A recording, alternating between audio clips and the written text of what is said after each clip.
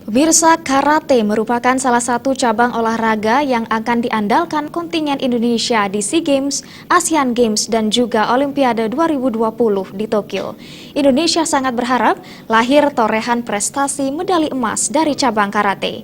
Demikian dikatakan Menpora Iman Nahrawi saat membuka Indonesia Lemkari Open Tournament 2017, Piala I Gusti Ngurah Rai dan Piala Tetap Pangdam 9 Udayana yang dilaksanakan di Gor Lileboane, Denpasar.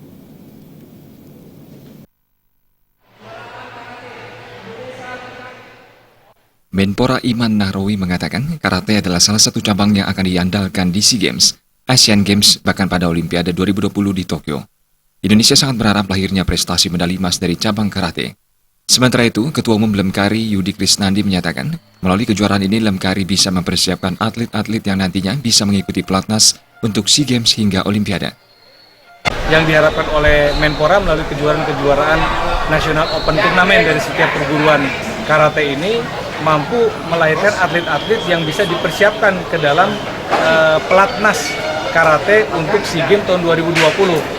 Karena karate merupakan salah satu cabang olahraga unggulan.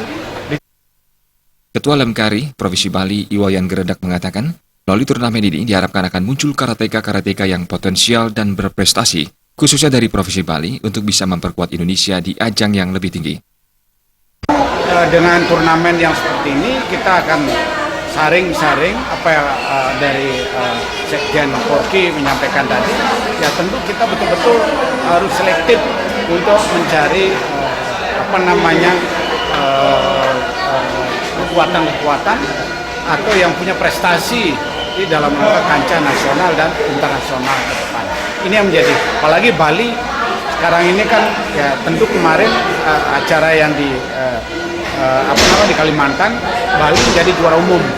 Nah dengan itu ya tentu ini mempertahankan ini nggak perlu meningkatkan dari sisi kejuaraan ini. Inilah tantangan Bali ke depan.